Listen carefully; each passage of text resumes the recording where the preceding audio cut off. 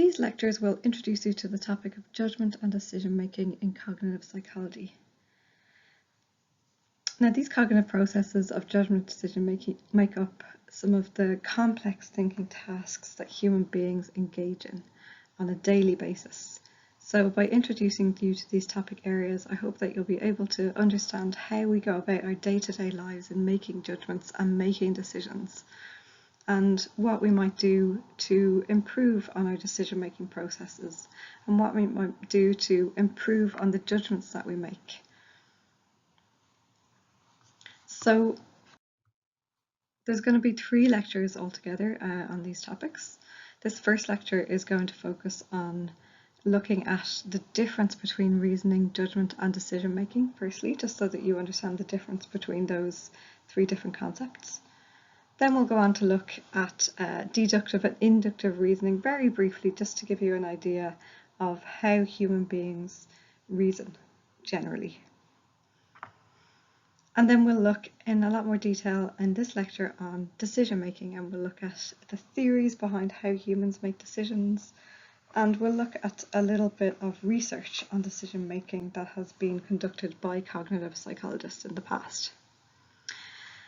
And then in the next 2 lectures, we'll go in to look at judgment and how human beings make judgments on a daily basis. And we'll look in a lot of detail about heuristics, which are these quick and easy ways that humans make judgments, which can sometimes result in errors.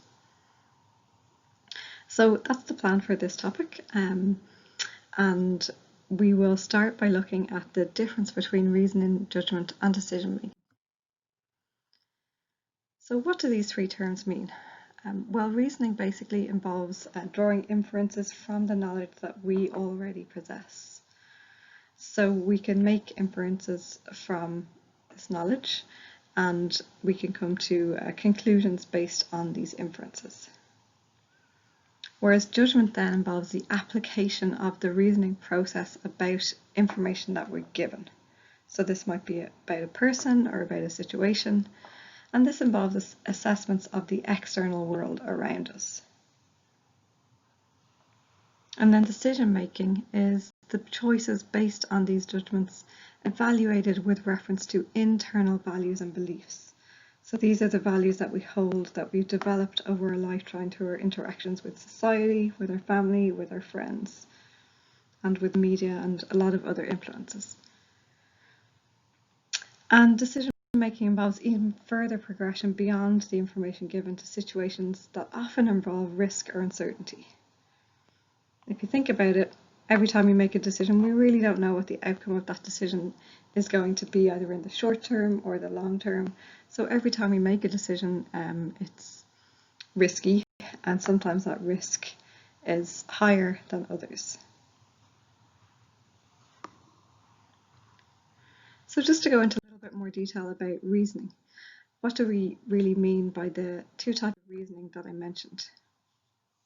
So these 2 types of reasoning were inductive and deductive reasoning. Now, deductive reasoning is determining if a specific conclusion is valid based on general principles or assertions, also known as premises.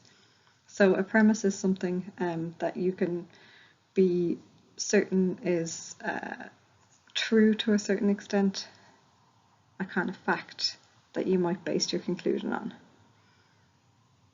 But it might also be false. So with deductive reasoning, determining the specific conclusion is valid is based on whether premises are valid. So the outcome will only be true if the premises are valid. So for example, if 1 equals 2, which is a premise, and 2 equals 3, which is also a premise, then 1 equals 3, which is your conclusion. On the other hand, inductive reasoning means that you're moving from a specific pieces of information and working towards a general conclusion. So to give you a more solid example, John and Tim are on the college football team. Both John and Tim are tall, therefore all football players on the college team must be tall. So is this piece of inductive reasoning valid or not?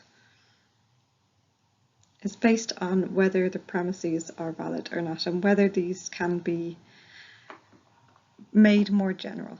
So obviously here, all football players on the college team cannot presume to be tall just because John and Tim are tall. However, this is often how our mind works. We often take pieces of information and we generalize these pieces of information to wider groups or wider society. And we'll go into this in a little bit more detail later when we talk about judgments and how these can affect our perceptions of groups of people or of certain groups of society. And we'll also go into detail about how these affect our decision making, which is what we're going to go into a bit more detail about now. So just to give you a reminder, decision making is basically choices based on judgments evaluated with reference to our internal values and beliefs, and involves even further progression beyond the information given to situations that involve risk or uncertainty. So there are lots of theories with regards to how we make decisions, and the most popular of these theories has been the rational choice theory, which might sound familiar and also might make sense to you with regards to your kind of instinctive sense of how human beings make decisions. And these rational choice models were really popular for many, many years. And it was presumed that humans made rational choices, basically, and that we're rational beings, and that all the decisions we make are based on our own best interests and of us weighing up all the pros and cons and being really clear and deciding on things based on these rational choices. So these models were built on a set of assumptions about human behaviour, and these assumptions are that one, individuals have consistent preferences over their goals. And what this means is that throughout our lifetime, or throughout even a year of our lifetime, we'll have the same preferences over what we want to achieve, down to the smallest thing over, say, what we want to eat. But if we think about this in more detail, do we really have these consistent preferences over our goals, or do these change over time and between people? The second assumption of rational choice models is that these preferences are often defined as the pursuit of self-interest. So these models presume that we as humans are only concerned with ourselves and making the decisions that are going to be most beneficial to us as individuals. This model also assumes that individuals assign a value to these goals, and that the probabilities assigned to different ways of achieving these goals as well. So it really makes out like we as humans are very much rational beings. We're acting in our own self-interests most or all of the time, and that we have a very definitive way about going to achieve these goals.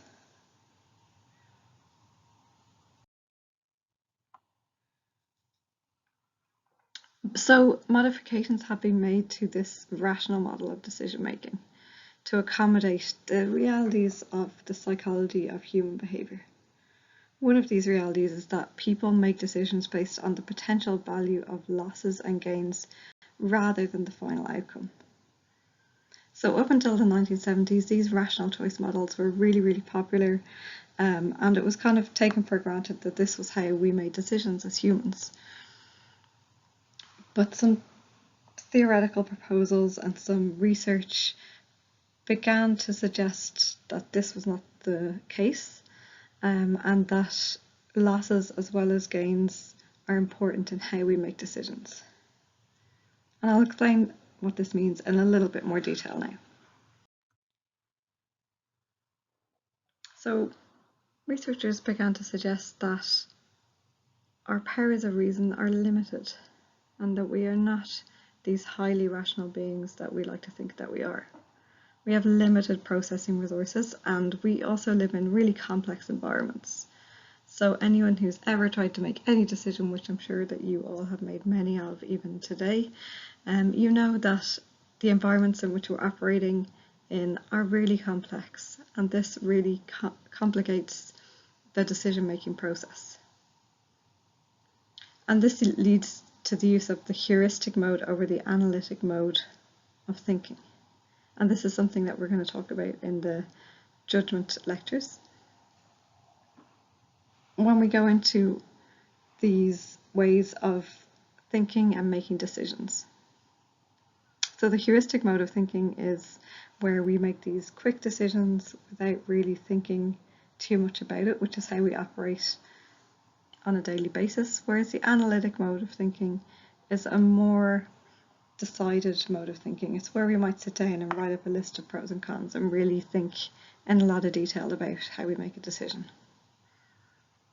But for the most part, because of our complex environments, we as humans tend to use this heuristic mode over the analytic mode most of the time.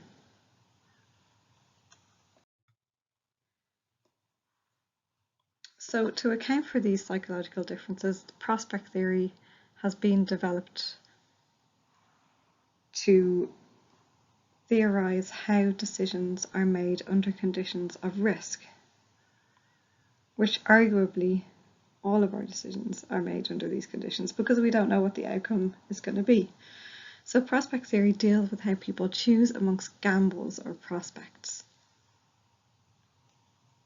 In prospect theory, the negative effect of a loss is larger than the positive effect of a gain.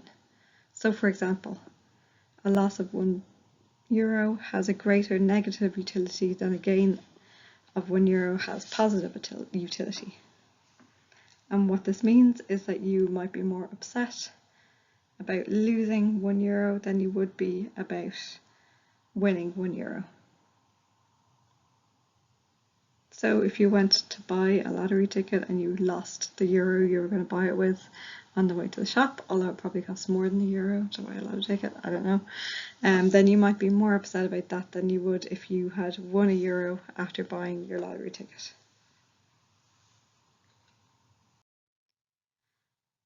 And so this is just a visual representation of how prospect theory operates. So this would argue that a person is risk averse for gains, and this is the concave function that we see here, and risk seeking for losses here. And so the value of your gain has to be weighed up against the value of the loss. And so people are basically averse to risks when it comes to gains and risk seeking when it comes to losses.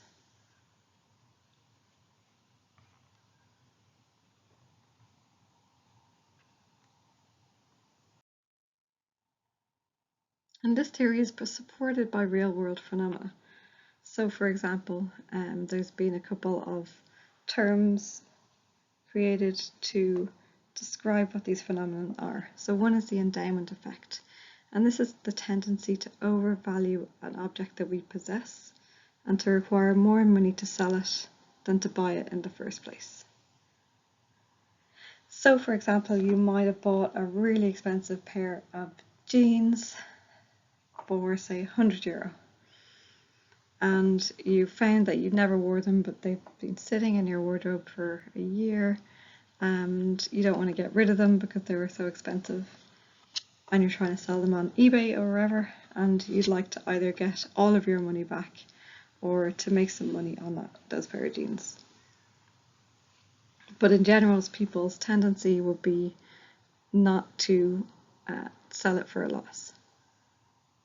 There's also the status quo bias, which is a tendency to prefer the current state of affairs. And this is because people are reluctant to change. And we can presume that this is because of the risk of losses, which are more salient than gains. As we all have experienced, I'm sure, in our lifetimes, change is difficult, and we don't know what the losses are going to be when we make those changes, whereas the status quo, the way things are at the moment, we know what we're dealing with. So there are two phases, and this will hopefully, if this seems quite complex and difficult to understand, this will hopefully clear up some of that for you. So there are two phases in prospect theory, and the first phase is the editing phase or the framing effect, and this is how decisions are presented to people. And a decision can be presented to you in many different ways. So when you're asked to make a decision, you're presented with some information and you have to make a decision based on that information. And the way that this information is presented to you can have a massive influence on the decision that you make.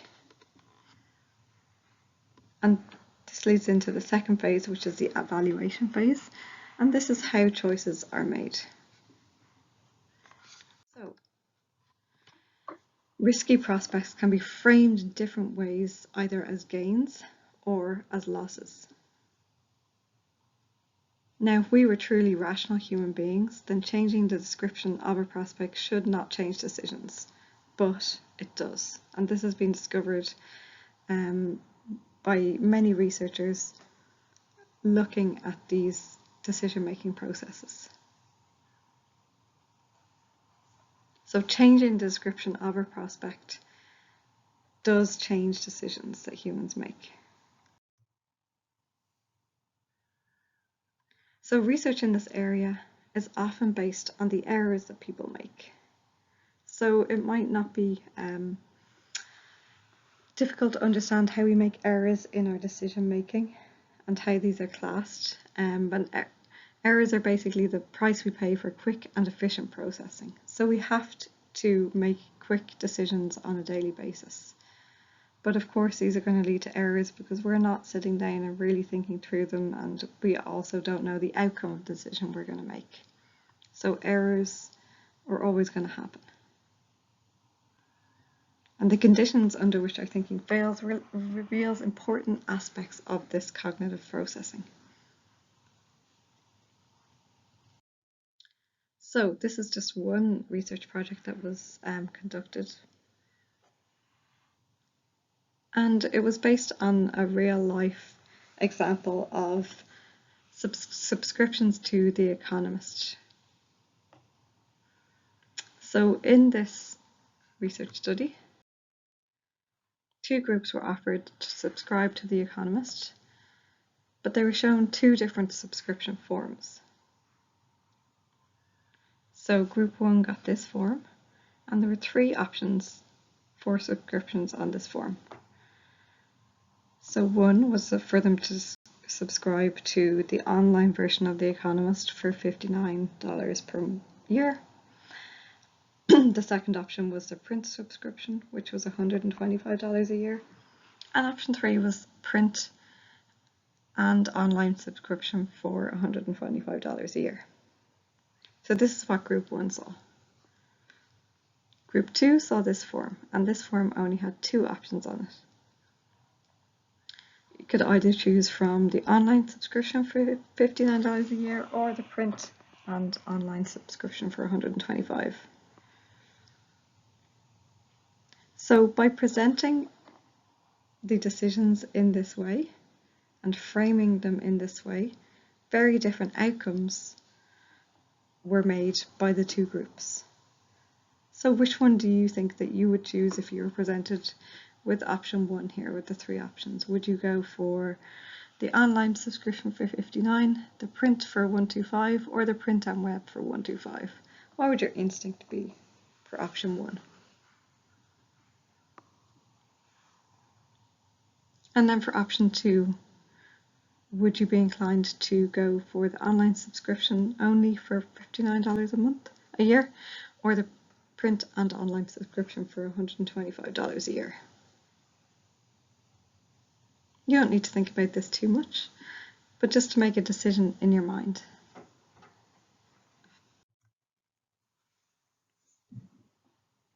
So this was the outcome from the study that was conducted. So when group 1 were giving the 3 options, you can see here that only 16% of them went for the online-only subscription.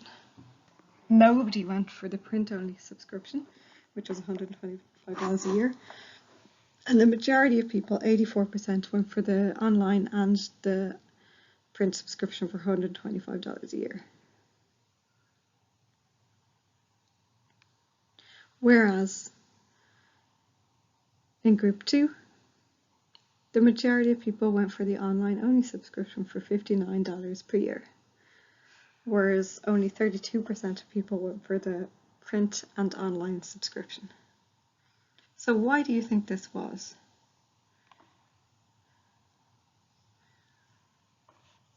You can see here the massive difference in how much money The Economist made.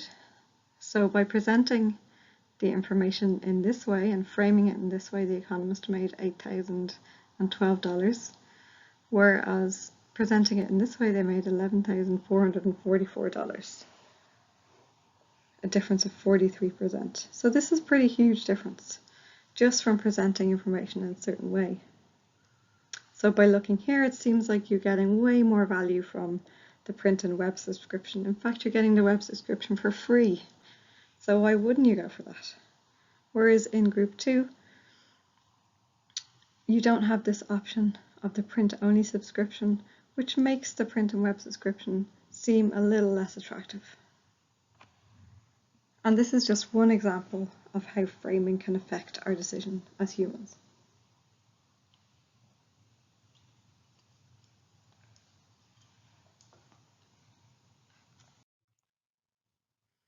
Here's another example. So these are the organ donation rates by different countries. So you can see here that in Denmark, the Netherlands, the UK and Germany, the consent rates to organ donations are quite low. Here Denmark 4.25% of the population, Netherlands 27.5%, the UK 17.17%, and Germany only 12% of the population consent to organ donation. Whereas in these other countries, Austria, Belgium, France, Hungary, Poland, Portugal and Sweden, the donation rates are up in the high 90s, so almost the entire population consent to organ donation in these countries, with the exception of Sweden at 85.9%, which is still really high, especially compared to these countries here. So why is it that some countries have such higher organ donation rates than others? Is it anything to do with the people that live in those countries? Or is it something else completely? So one suggestion is that these countries have different ways of obtaining organ donors or getting people to agree to be organ donors. So when people are applying for driving licenses, for example, you get the option often to check a box to opt in or opt out of organ donation. And so these checkboxes differ between these different countries, and this is what researchers have found. Some of these countries had an opt-in version, so people had to check the box if they wanted to participate in the organ donor program, and some countries had the opt-out option. And this is where people check the box if they don't want to participate in the program. So which countries do you think had the higher levels of organ donations?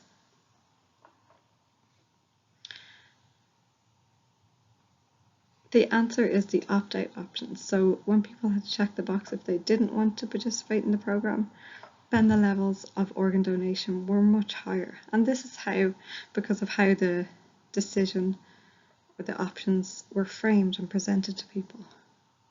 So you can see how this is useful in everyday life for sometimes really important things. The way we present options to people can really impact on the decisions that they make.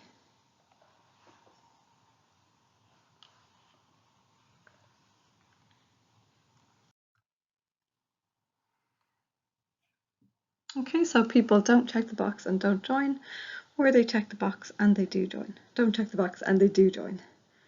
Does this thing mean that we're lazy or that we have to overthink things? It's difficult to say for sure, but there's a lot of different elements of work here. This is due to what I mentioned about our complex environment. Everything around us is very complex. We have so many things to think about, and making decisions is difficult. So we make the easiest decision available to us. And that can be made in a split second, but it can have the outcome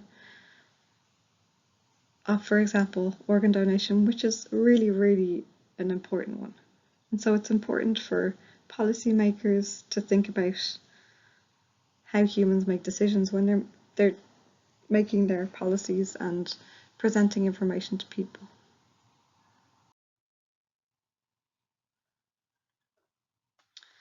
So we just have a little exercise here for you to do, and it's to discover a little bit more about your own decision-making process and styles. So there's a worksheet available at this link.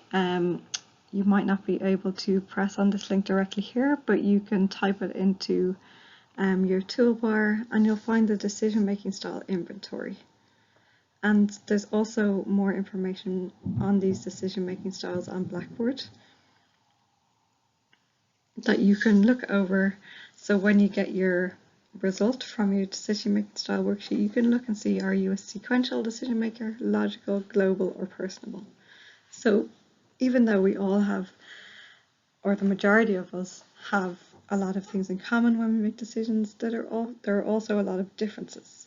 So it might be interesting for you to see which way you make decisions, and then think about how you could improve on your decision-making skills. So take some time to do this, and then the next lectures will be on the topic of judgment, and these will go into more detail about how we go about making decisions by the judgments that we make straight off the bat.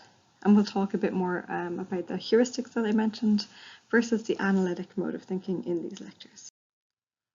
These are just some suggested readings. You do not have to read all of these, just maybe pick one and have a read of that. There's also some great video resources, especially by Daniel Kahneman, on his book Thinking Fast and Slow, which is a great book on judgment and decision making and very easy to read as well.